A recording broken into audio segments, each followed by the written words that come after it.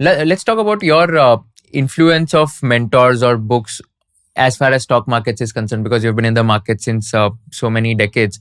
So what has been your influence, or maybe what has been like some of the books or some of the mentors that have helped you in order to influence in the stock market journey? Yeah, I would have read many books, Hmm. academic as well as non-academic. But I can tell you one thing, Kushal.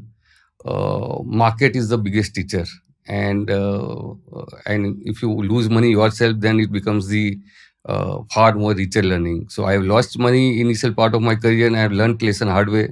But market has been great teacher, and particularly if I look at my journey of first 15 years of career, which is 1991 to around 2008.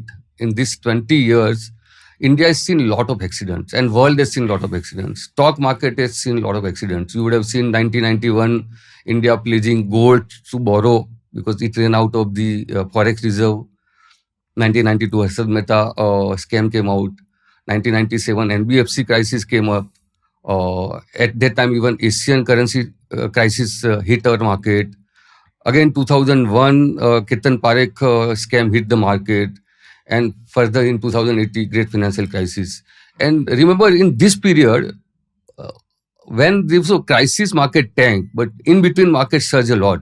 So it was like a highs and lows that you touch, and I could see a lot of wealth creation and wealth destruction, and that has taught me a lot of things. That how do you ensure that your capital is protected, and what kind of stock you invest into, and how do you ensure that in a thick and thin those stocks shine. If you learned something new from this video, do share it with your friends and subscribe to this channel so that we can bring you the best content possible. Also, if you want to watch this entire episode, click on the link in the description box and you can go to Kushal Lodha YouTube channel and watch the entire podcast episode. Thank you so much for watching this and have an amazing day.